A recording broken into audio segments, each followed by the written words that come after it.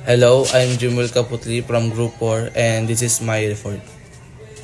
The Cavite Mutiny of January 20, 1872 was a failed uprising by Filipino soldiers and civilians against Spanish rule in the Philippines.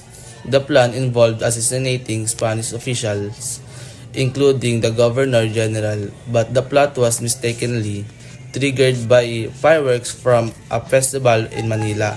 Sergeant La Madrid led 200 soldiers in attacking the port commander in Cavite, killing him and wounding his wife.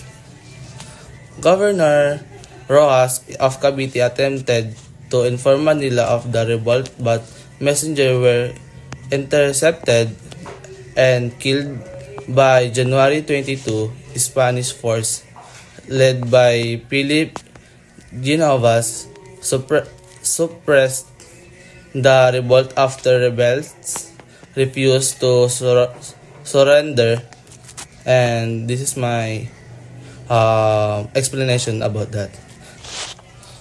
The Cavite Mutiny noong January 20, 1872 was failed attempt ng mga Pilipino na labanan ang Spanish rule dahil sa maling akala mula sa fireworks sa Maynila. Nang nag-start ang pag-aalsa pero mabilis din itong na-control ng mga Kastila, kaya heavily punishment ang inabot ng mga sangkot.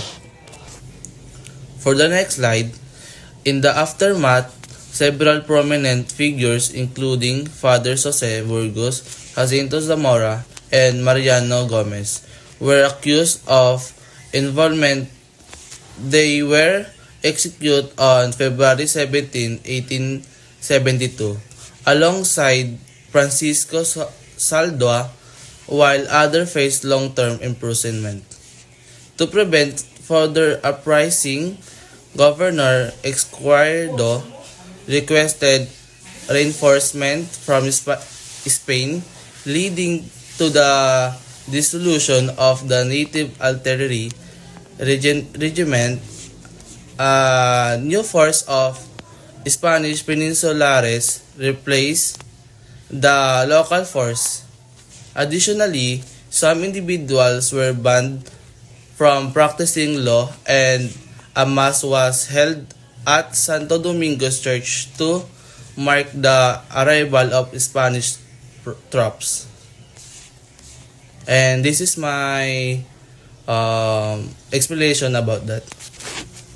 After the Cavite Mutiny, sila Padre Jose Burgos, Jacinto Zamora at Mariano Gomez ay na-execute noong February 17, 1872 kasama si Francisco Saldua, habang ang iba naman ay nakakulong ng matagal.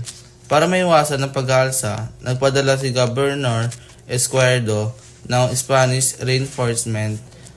Pinatanggal ang Native Artillery Regiment, pinalitan ang local force ng Spanish Peninsulares. Pinagbawalan ng mag-practice ng law.